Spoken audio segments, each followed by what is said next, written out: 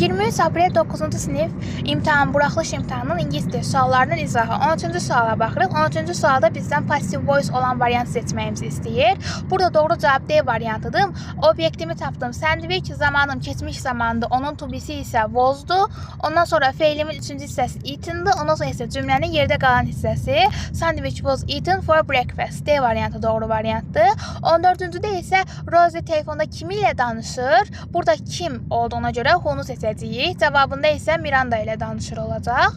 15-cidə isə I have been görürük. Present perfect. İndiki bitmiş zamanın göstəricisidir. İndiki bitmiş zamanın göstəricisi də since'dir. Ona görə E'ni götürürük burada. 16-cıda isə altına xətt çəkilmiş sözün əks mənasını seçməyimizi istəyir. To buy almaqdırsa, to sell də satmaqdır. Ondan sonra isə most varsa, mostun əvvəlində D olmalıdır. Və the most bilirsiniz üstünlük dərəcəsidir və sinifdə deyirsə in the class olmalıdır. Ona görə cavab B variantıdır. 18-ci sualda isə bizdən compound, mürəkkəblər seçməyimizi istəyir. A variantında salt düz, B variantında C poet şeir, E variantında artist düzəltmədir rəssam, D variantında chess şahmat sadədir. Ona görə yerdə qalan cavabımız B variantı olur. 19-cu sualda isə bizdən yaxın mənalılar seçməyimizi istəyir. Yaxın mənalımız healthy sağlam, ill xəstə, tiny balaca, big böyük, quiet səssiz, noisy səsli küldü, better yaxşı, worse pis. Ona görə cavab burada D variantı olacaq. Ancient və old hər ikisi qədim mənası verir. 20-də isə definition testidir. Is a large amount of water covering an area that is usually dry.